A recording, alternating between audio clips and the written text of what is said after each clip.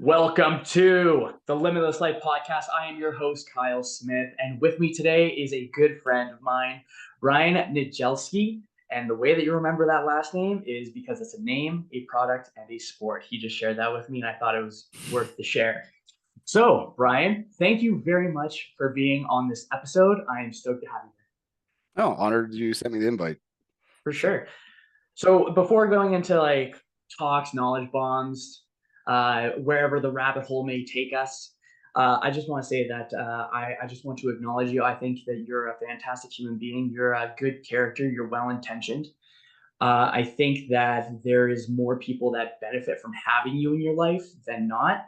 And I feel like you're also the type of character that the people that are not the type of quality or the level of quality that you present yourself as, they kind of are probably more likely to trickle themselves out without any Yep.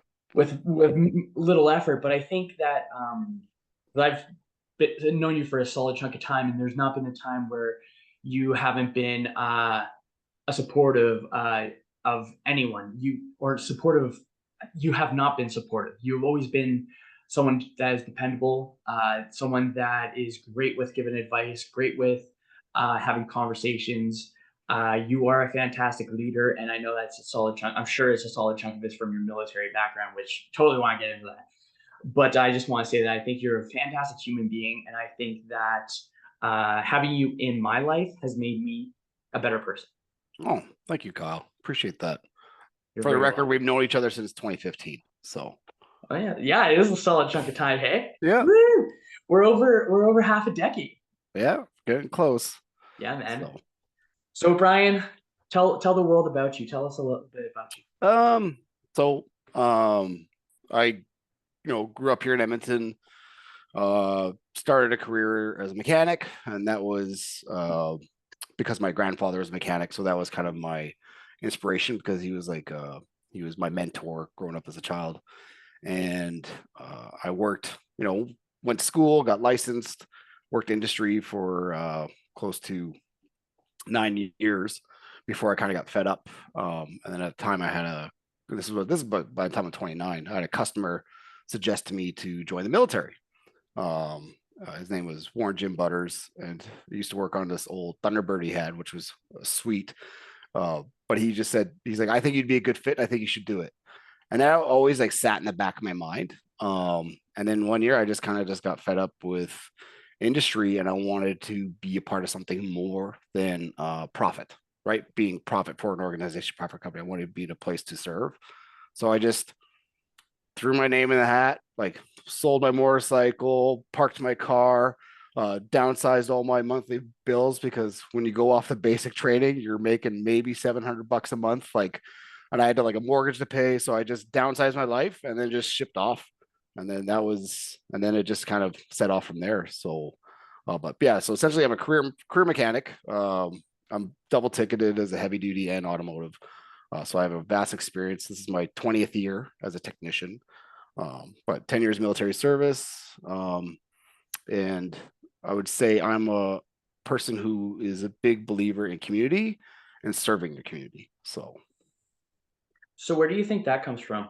Yeah, go ahead. I would honestly say from my parents. Especially your parents are pretty cool. Your parents are cool. They're pretty sweet. I always found, from my father, Dale, as you know, you always take care of everyone around you, right? So that's something I always witnessed as a child. So, and a lot of that time was him. Back in the 80s, we grew up with not a lot of money in the household. I remember, and as a kid, we never knew it, but as later in life, my mom would tell us we'd be lucky to have $20 to the family name at the end of the month, right? And my dad was always gone, working, chasing jobs, trying to just pay the bills and make things forward. But as a kid, we never knew it. But when he was home, he was always present, and he was always serving. He was always helping the neighbors, work on their garage. He was always helping people with renovations. He was always taking his skill set as a carpenter and applying that to everyone around us. And because he's so personal, everyone within a two house range of our house were friends, and we would have like community barbecues, and all the kids would play street hockey. And it wasn't until later in life that I look back in those moments and realize like, oh, those little interactions that he did were like, hey, someone's working on their fence and he goes over and gives them a hand for an afternoon, right? Those little things create such big ripples. So that kind of always resonated me to be a place to serve, because then you can help, and it creates ripples that benefit us as humans, in my opinion. So I totally agree with you. I on that one too. Like my mom is very, very much so the same kind of person. So my parents, they have an RV, right? They don't have a house. When my brother and I moved out, they sold the house because there was no sense in my mom just living there because my stepdad travels for work and stuff. So they got an RV, and in all the RV parks, my mom is also everyone's mom. And yeah. around the holidays, I remember, and she does this often, but in the holidays, I think she was in Washington State, and there's a couple people that were in the park around her, and there wasn't too many because it was around Christmas. And she would go to the other trailers and just cook for people. Like she would get the Ziploc containers and just go because a lot of people don't have they. She's like, yeah, a couple of them are just dudes that haven't had a home cooked meal in like forever. And so she does that, and I think that I get my desire for service from the same place as well. So, other than this is like curiosity question for sure. Well, I guess all questions are curiosity questions, Yeah. but for this one in particular, I actually feel like for myself, there is also like a physiological expansion. Like I feel open when I think of the idea of helping, not Mhm. like doing out of obligation or doing Yeah. out of expectation, but like genuinely coming from a place of wanting to help. And I feel it like in my gut. And it's something that feeling and that sensation, I can recall it for as long as I can. So do you think that outside of like how you were raised, do you think you have that innate like internal gut intuition to serve as well?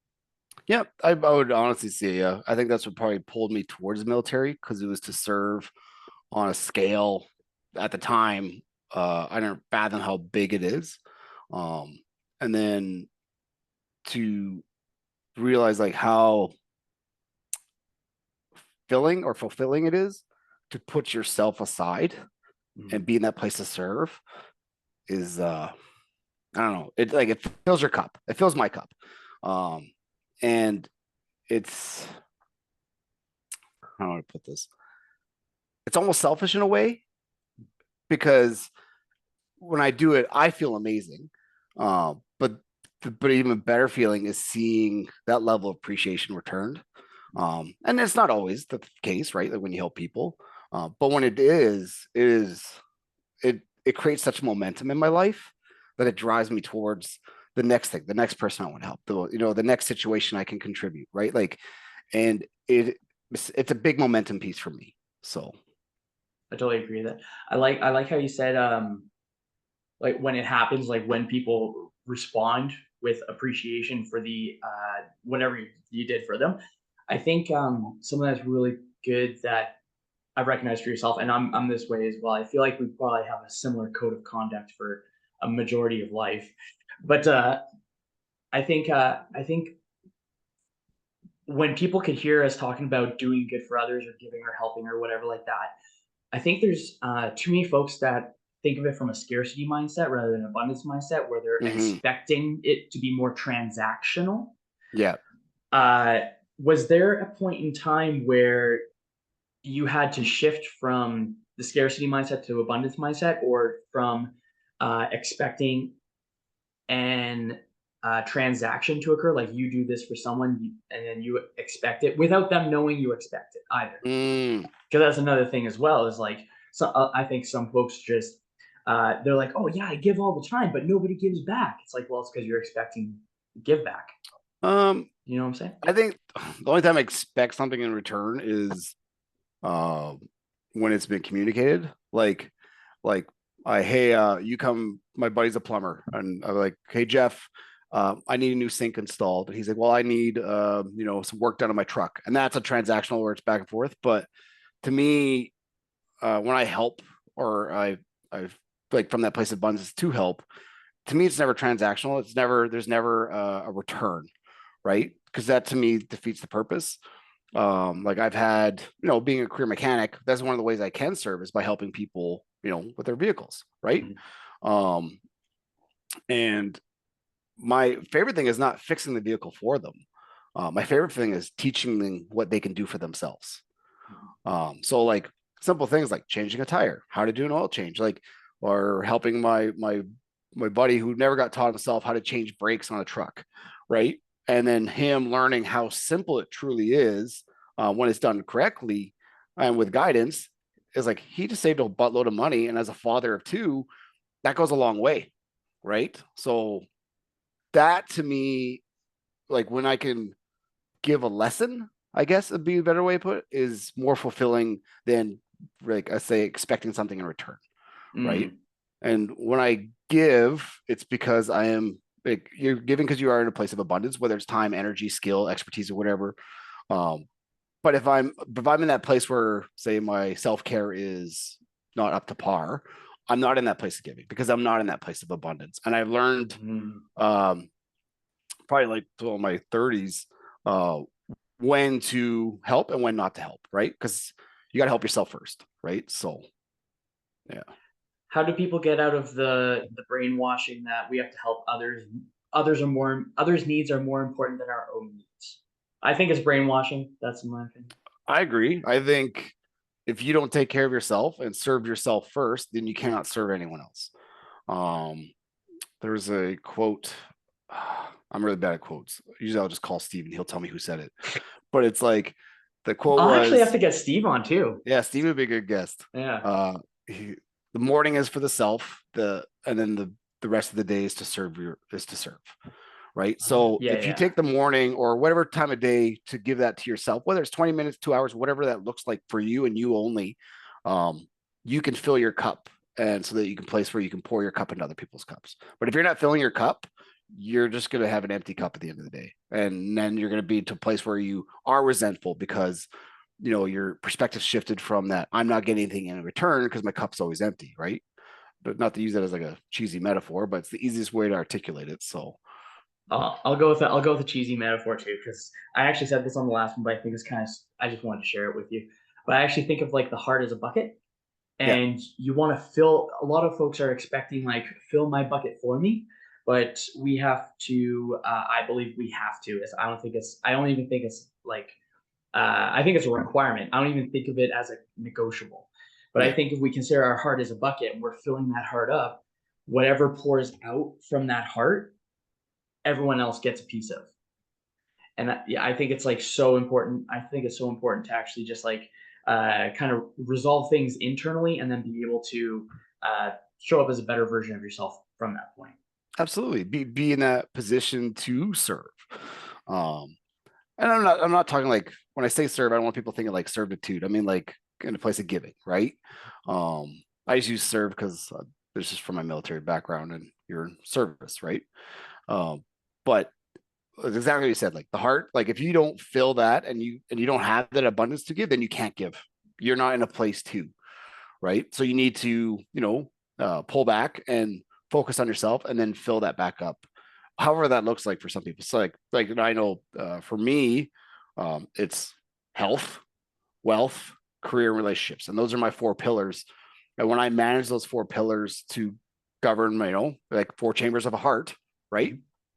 When those are full, that I'm in a place of giving where I want to give and I can't give enough.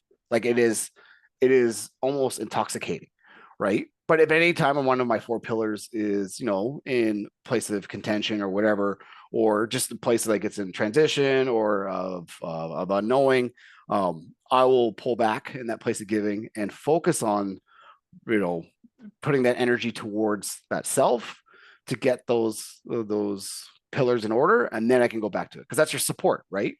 So, like, if, for example, wealth, if you're not financially stable, then why are you donating money? Right? If you're not taking care of yourself, if you're not feeding yourself, you're not feeding your family, you're not paying your bills, why are you donating to charity? Not saying don't donate to charity, right? But you're not taking care of yourself first. And if you're always putting yourself secondary uh, to everything and everyone else around you, you're literally just going to be in a place of suffering. Yeah, it's definitely a one-way track to misery. So on the, I got a question, a military question for you, or kind of a military question. It has to do with it. But 10 years, right? So I'm actually surprised I didn't ask you this question earlier. This is pretty cool. Okay. So what would you say are hmm, the kind of what do you think are some standout lessons from the military or standout truths that you've recognized reflecting on your military service now? What do you think are some lessons that you learned? Or what are some truths about the world that you think people should be more attentive of? Well, that right there, I was going to say awareness. You know, when you like, I have 2 deployments to Iraq, and one thing they teach you is head on a swivel, right? Always tracking, always looking for threats, always looking for hazards. And like, and if you can assess the situation and create awareness, it spills over to the rest of parts of your life.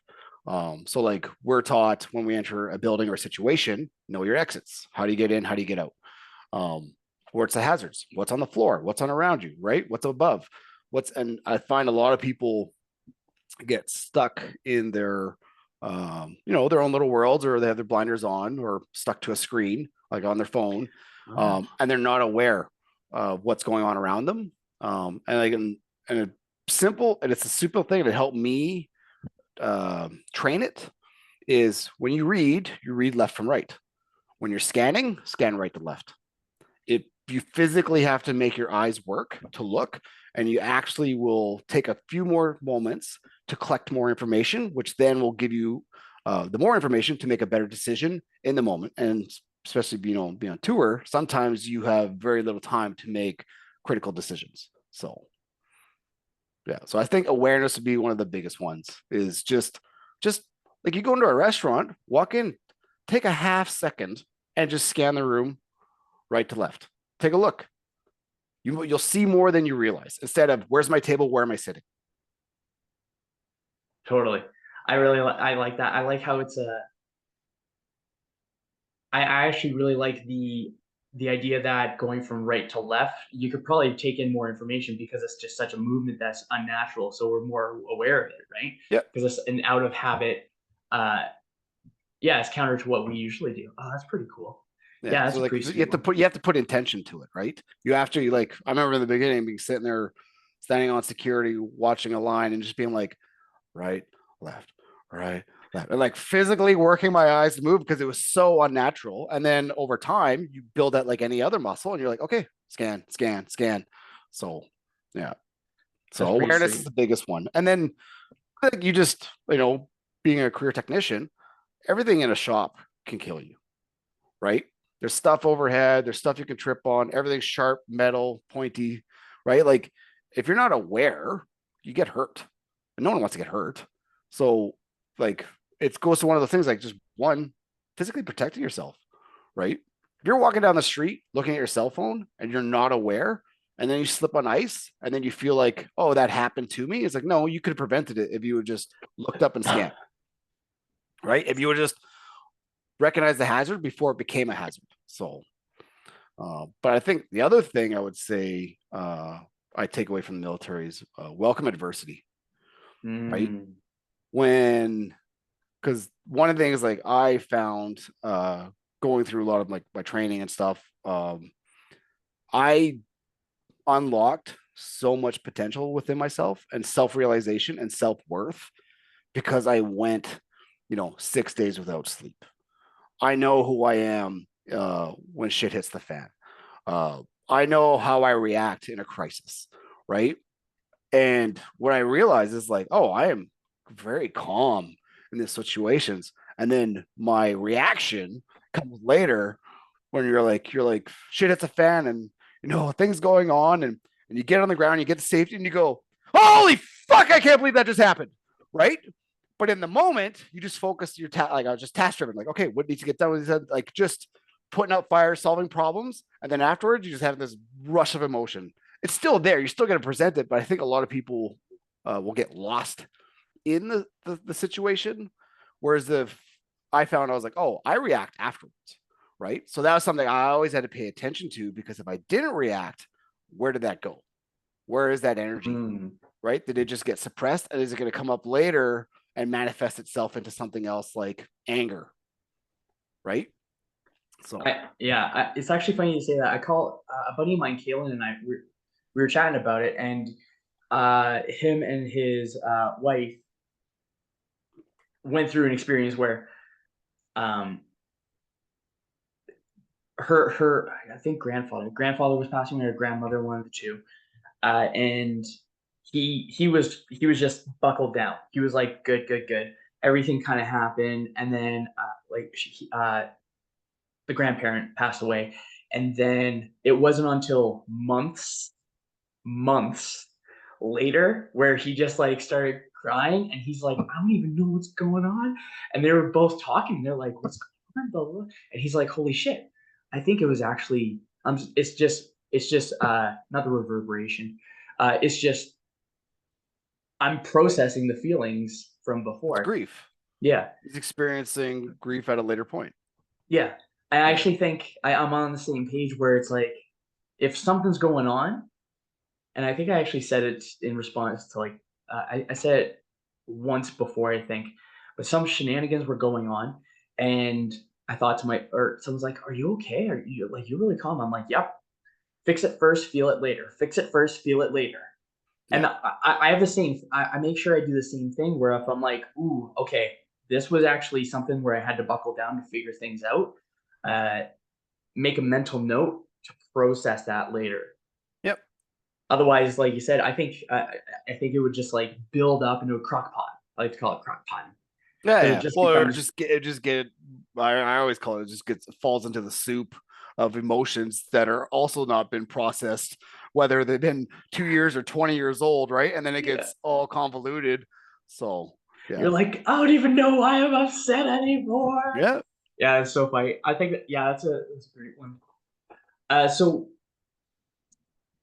what kind of what are some of the things that have inspired your kind of philosophies of life?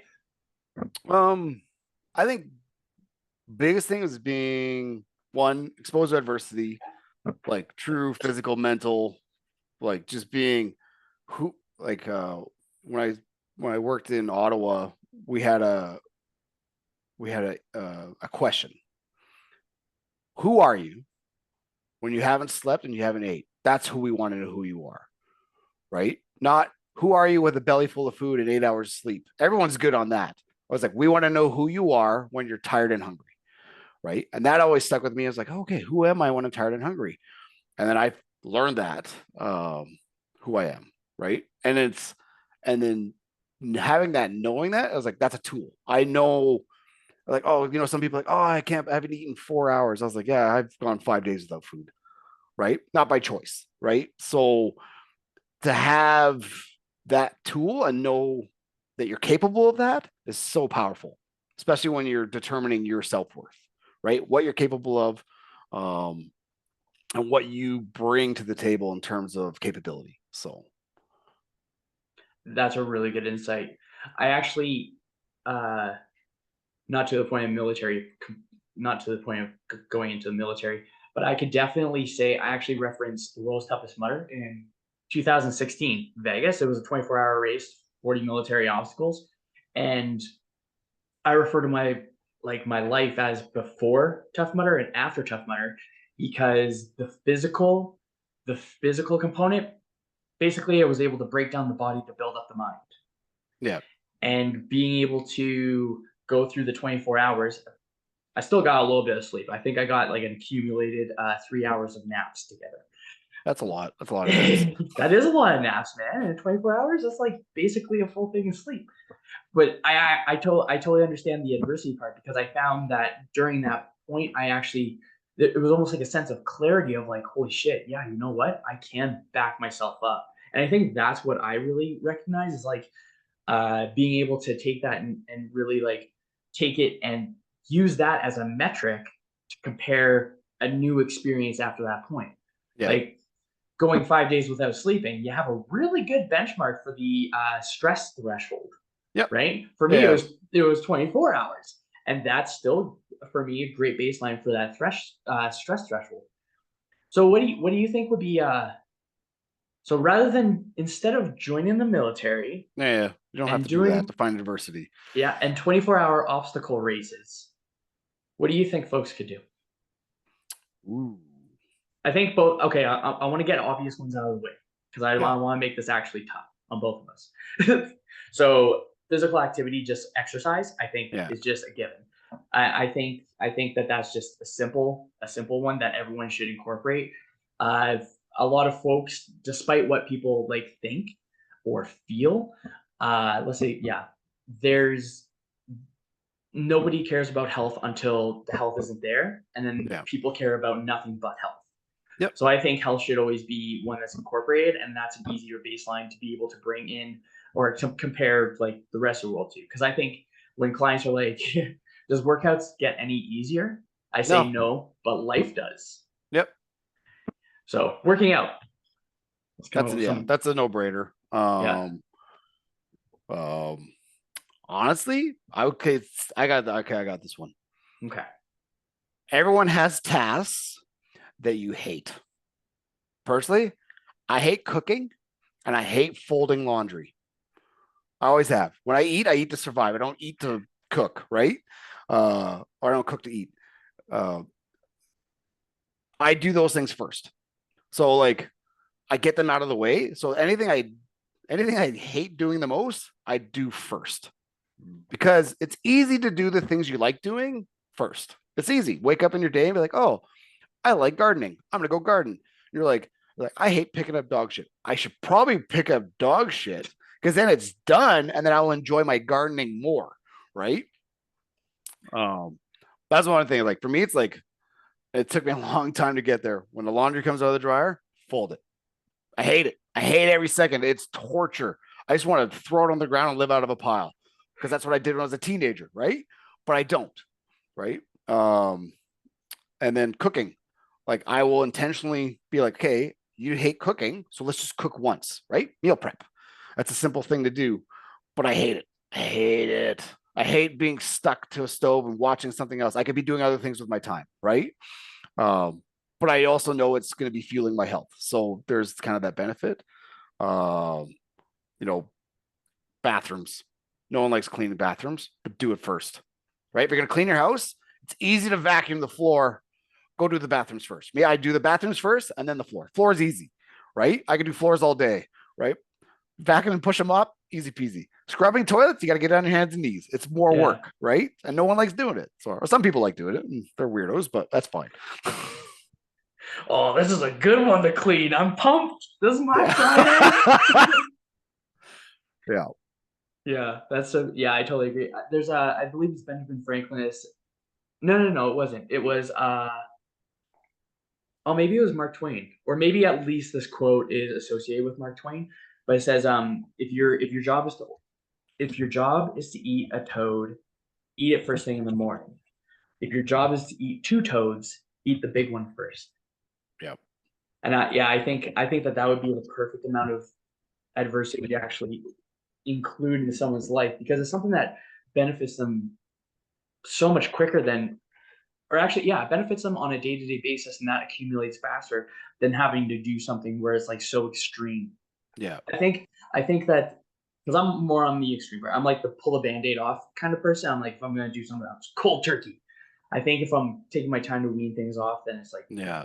I don't know. I don't see the purpose of it. Well, for me, it's like everyone has internal demons, and my demon's name is procrastination.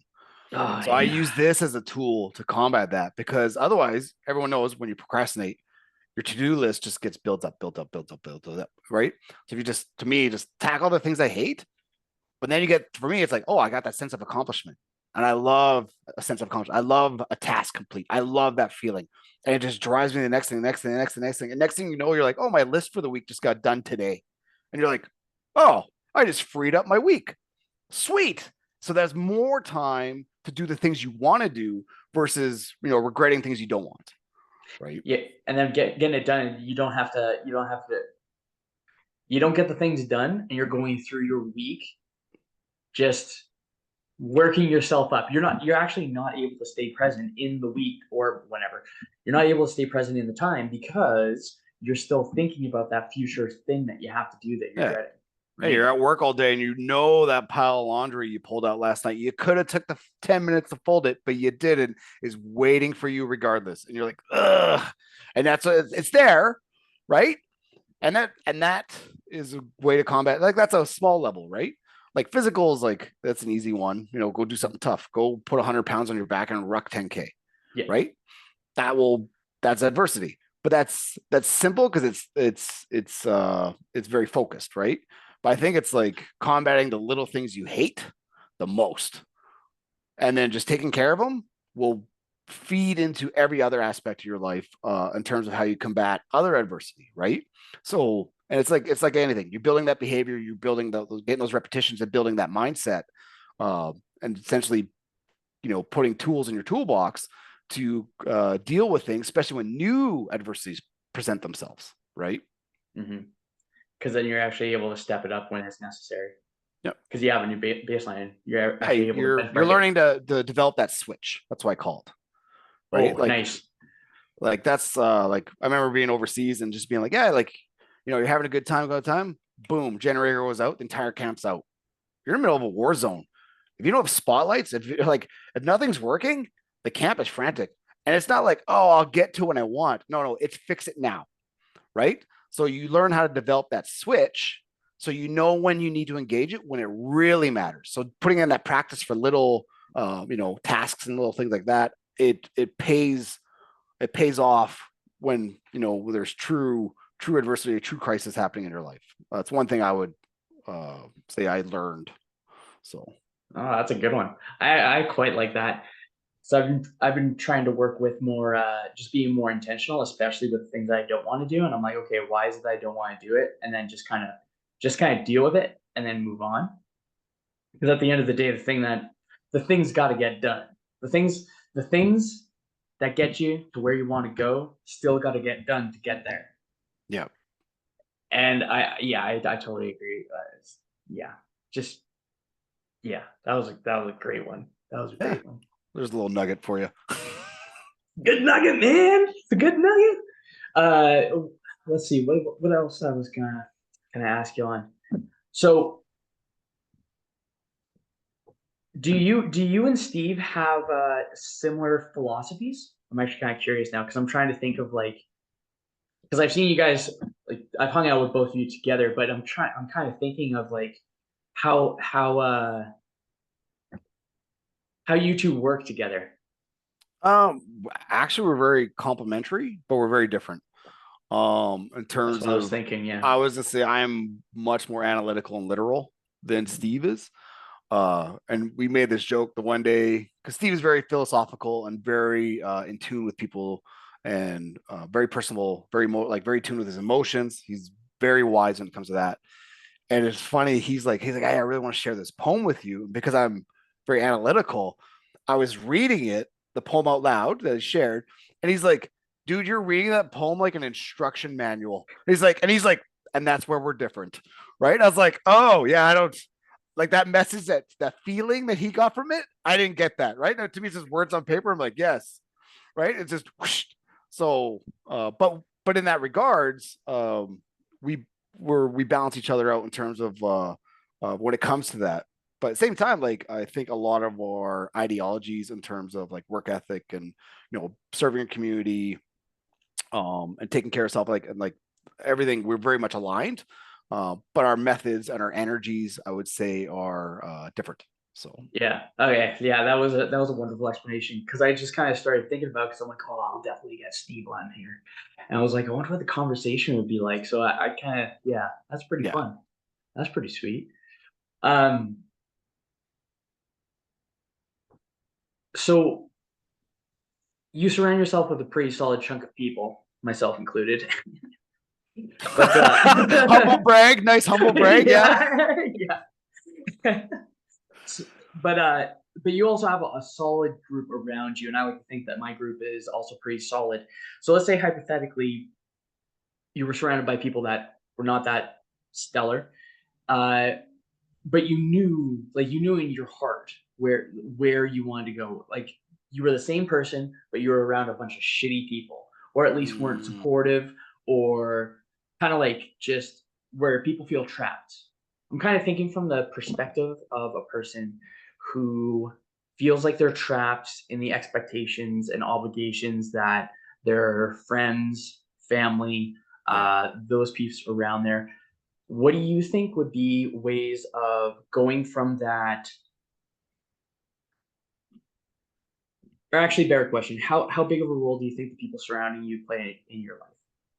And Huge. how do you find good people, and how do you remove shitty people? Well, There we go. here's some I know it's for me personally.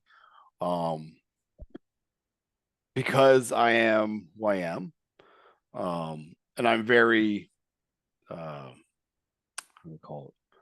I'm not an asshole, but I'm very Blunt. blunt. Yes, I'm very honest. Uh, People that don't want to hear honesty don't stick around.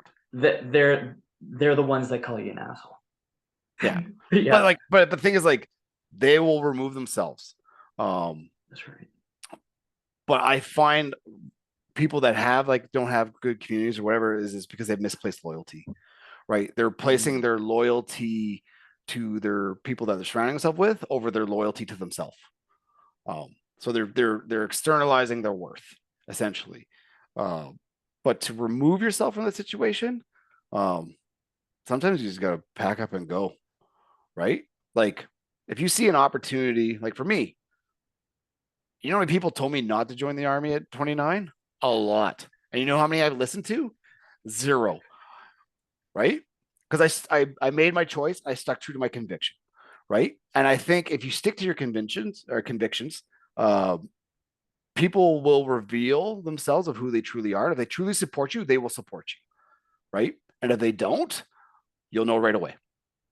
And I think if you make a decision for yourself and for yourself only, you'll find right away who is and who isn't. mm, yeah, yeah. I like the story of the crabs in the bucket, where Yep. there's crabs. One crab will try to escape, and then the rest of the crabs will pull him down. Yep. I think folks there's too many folks with crabs in their lives, you know? Yeah. Like figuratively and literally. Yeah, absolutely. Yeah. Oh, that's Yeah. so funny. Yeah. So what And is some, it? Go oh, ahead. go ahead. No, you go ahead. So what are some things that so you're to this point now where you've experienced a solid chunk of, I would say, self-actualization. Like you're very aware of yourself, you're in tune with yourself, and that's through like the various uh adversities that you for the most part chose to go through, which is even cooler. A solid chunk, I would imagine, actually, now that I Yep. think about it. And so for so where do you go from this point of self-actualization? Do you think there is something that you're like, oh, I know there's something big there, but I'm not sure what? Hmm. So basically, what is it from this point forward for development for you, like internally, physically, mentally, emotionally, spiritually, philosophically, from this point forward compared to like what got you here? Hmm. I would say because I have, you know, you know, through my choices and the path I chose to know who I am, that is something I want to give forward, right? Like Mm, to me, I find myself now more in a position where I want to mentor. Um, I want to teach. I want to help. Um, but in terms of like uh, exposing myself to discover myself more about myself, I don't know how to do that because I've been exposed to such extremes. War being one. You know, sacrifice of family and community to be in service to my country. Um, I've given up so much. I would say now I know what I'm not willing to give up. That would be a better way to put it. Yeah. I would say I know now what are my non-negotiables are. Um, and kind of putting myself in a place of uh, where I want to help. I want to give back. I want to uh, take the things that I learned about myself and if I can put even just a percent of that into someone else and help improve their life, that is the mission. That is the purpose, right? So I know, and it could be just like someone you walk into a coffee shop, or I was doing a training course last week for work, and I just met a young man there, and we just got talking, and I just saw that he had some. I don't want to get into the details, but he had some concerns about choices he's made in his life, and I just offered him some perspective that let him ponder. And then later the day, like 6 hours later, he came over and said, like, "Hey, I really want to say thank you for what you shared today." He's like, that made an impact. So to help in those little aspects, I think is the point is like go forward and mentor, go forward and create those ripples, go forward and make those positive changes in people's life. So It's actually funny you say that. I've been finding myself very much so. Well, I've been a coach for like 10 years now, but there's been something different where I've been noticing. I think it has to do with a little bit more of the awareness part, because I spend a lot of time just walking around and just thinking, and I'm thinking about a lot of my own shenanigans and just reflecting and breaking it down. Intentional thinking, that's what I've been calling it. And I think that for a majority of folks, when they're able to transfer knowledge, and so that knowledge doesn't stop at the person, I think when knowledge flows through us, I think going back to like the abundance and the service, I think that there's a flow. There's like something, if it totally feels like it's actually, like I feel it, like I'm like listening to what you're saying and I'm like feeling it in my fingers. yeah, I'm feeling like everything in my fingers. I'm feeling my gut because I'm like, oh, I know what it feels like to just help shift a perspective, or like even just like a moment where you get to see someone's eyes and it's just like, huh, like, huh, like Mhm. that. There is something so remarkable and so fulfilling about it. And I think that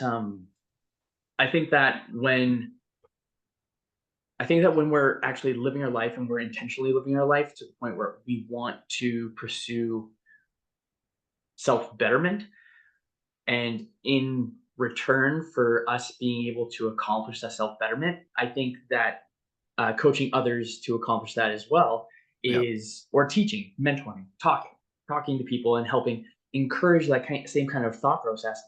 They become more independent and they become more competent in being able to handle their own life. And then it perpetuates, it ripples outwards for sure. And then the next thing you know, you're surrounded with this amazing community of like-minded people, And and then then it's you like, go and it ahead. just builds. It just builds, right? So Totally. I think it's so beautiful. It's so weird. Now I'm just like pondering it. I think it's beautiful, the ability to be able to teach other folks anything that could help them. Like teaching them how to fish, not giving them the fish, you know? yeah, Like teaching how to rather than here you go. yeah. I think that's super sweet. What do you think would be I'm actually what do you think are what are your non-negotiables? I'm kind of curious about that. So after the Ooh, military, you found that you know now what you're not willing to give up rather than what you're willing to go for. my I'm pretty time. sure yeah, your time? Okay. Oh, yeah, Yeah. yeah. So I'm not saying like I'm not going to give my time to anyone. It's just I know my value and I know what my time is worth to me.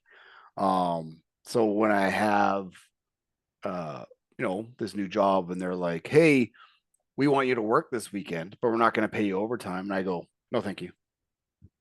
And they're like, "What do you mean?" I was like, "You're not compensating for me for my time, then I'm not giving you my time, right?" I was like, "Yeah, but it's extra money." I was like, "Do you think that's my driving motivation? Then you don't know me at all, right?" Um, other non-negotiables, people who won't be honest with themselves. Mm.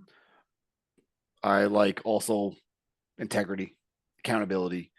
Uh, I learned that in the military a long time. Funny story. I got caught drifting a 22-ton truck. Um, and I got in a lot of trouble. But instead of being like playing the victim, I just went like, "Yep, I fucked up. That's on me." Right. And then because I show that I owned it right away, my punishment at the time was probably way less than what it could have been. Right.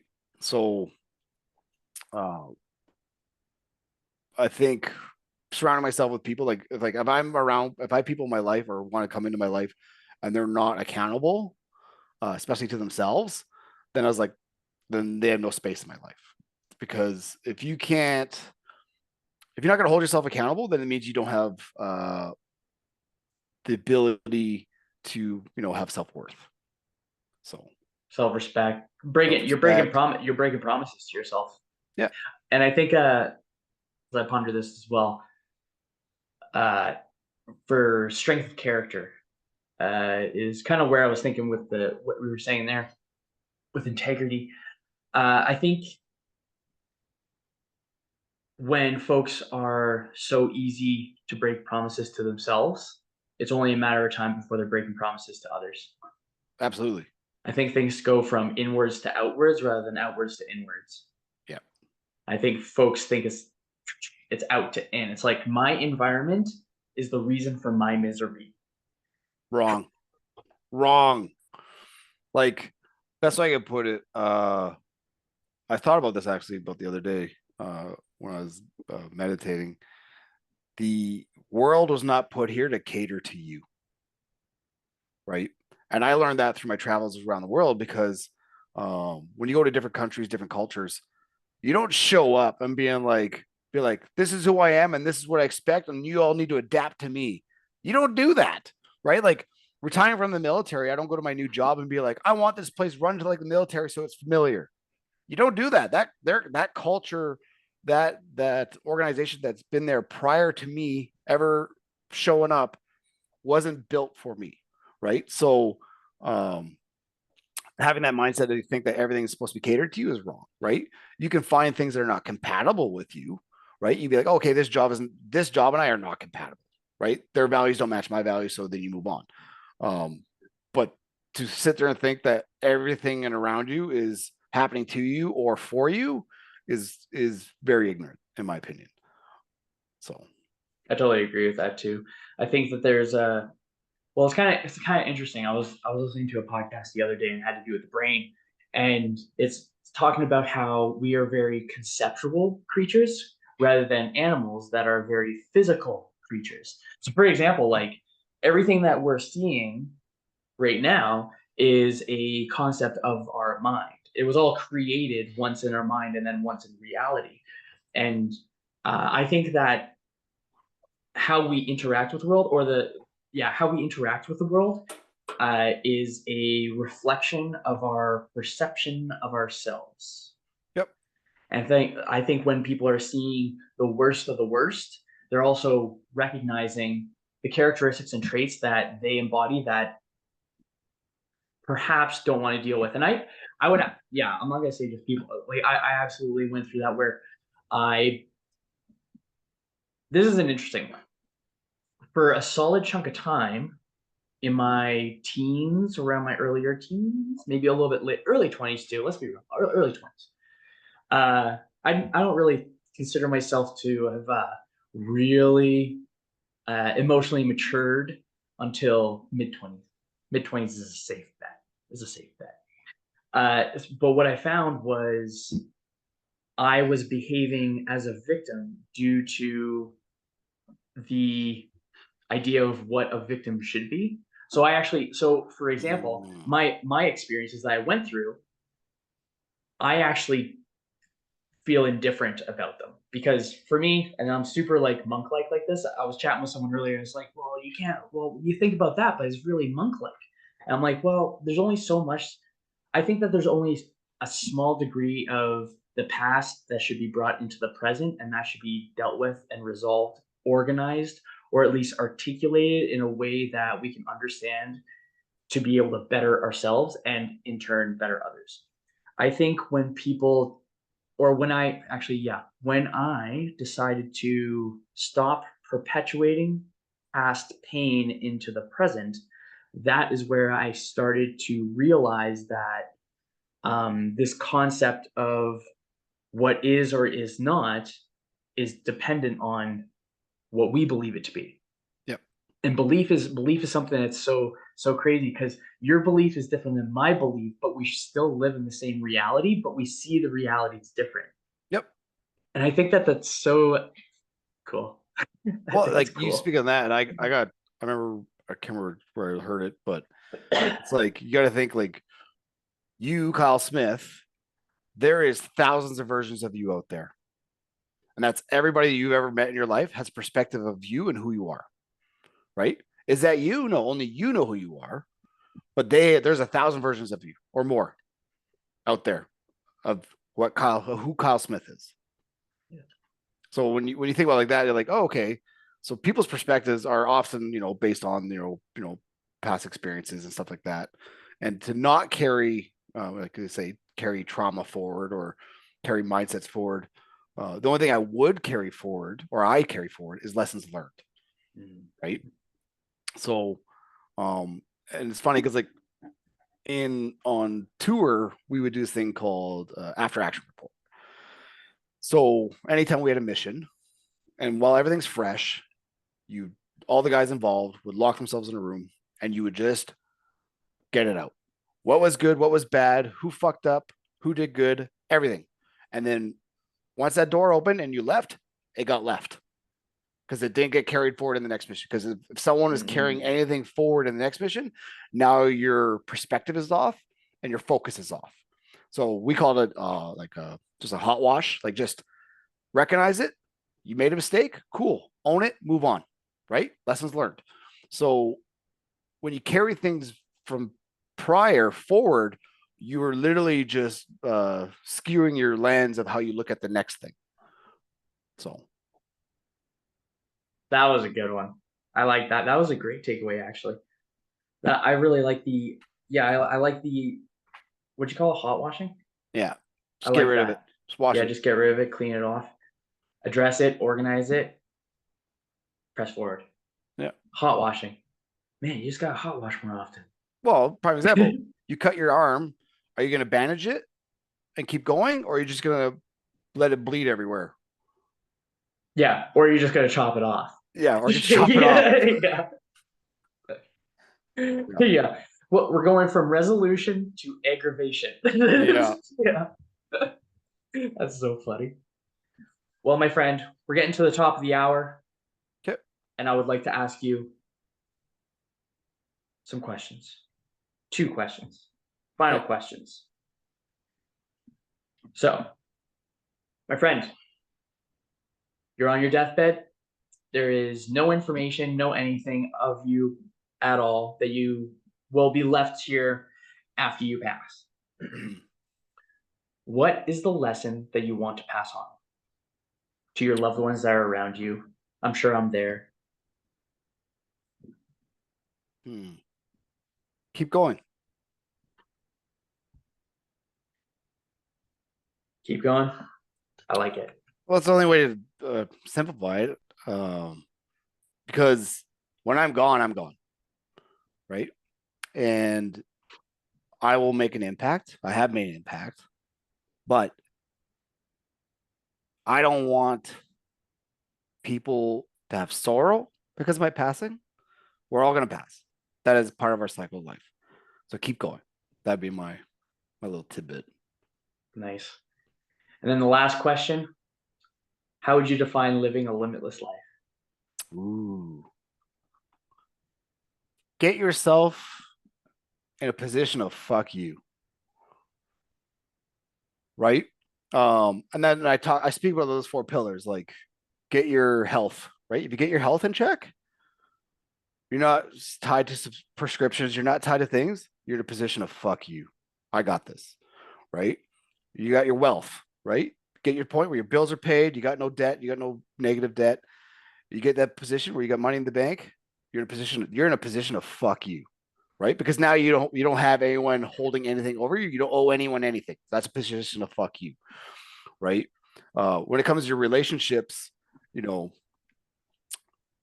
and you're serving your community, and you're emboldening your community and building up your community, and anyone who tries to take that away because you built it up, you're in a position of fuck you. And for careers, same thing. Be in a position of fuck you, right? And I don't mean that like a negative place, but just know your worth, right? Like when you have a boss who's like, "Hey, I know it's your day off, but we need you to work," and like you're like, "Dude, I worked my 40 hours. Fuck you," right? And know that when to flex and when not to flex, right? So that would be my thing. Get Nice. yourself into a position of fuck you. That is an awesome lesson to leave this one with. Yeah. So, Brian, my friend, thank you very much for being on this episode. Thank you very much for chatting. I'm sure I'll have you on later on some point when I have an in-person kind of Yeah. style. Heck Yeah. yeah. Set up your studio. Let's go. Yeah, buddy. Yeah. So thank you very much for doing this. I appreciate you a ton. And for those of you that are listening, whatever you're listening on, be sure to like, subscribe, comment, give me 5 stars if you're listening to the podcast, audio only. If you're on YouTube, of course, subscribe, the like, comment. What are some of your favorite takeaways? And outside of that, I hope you have an amazing day, and I hope your day treats you as good as you look. Chat later.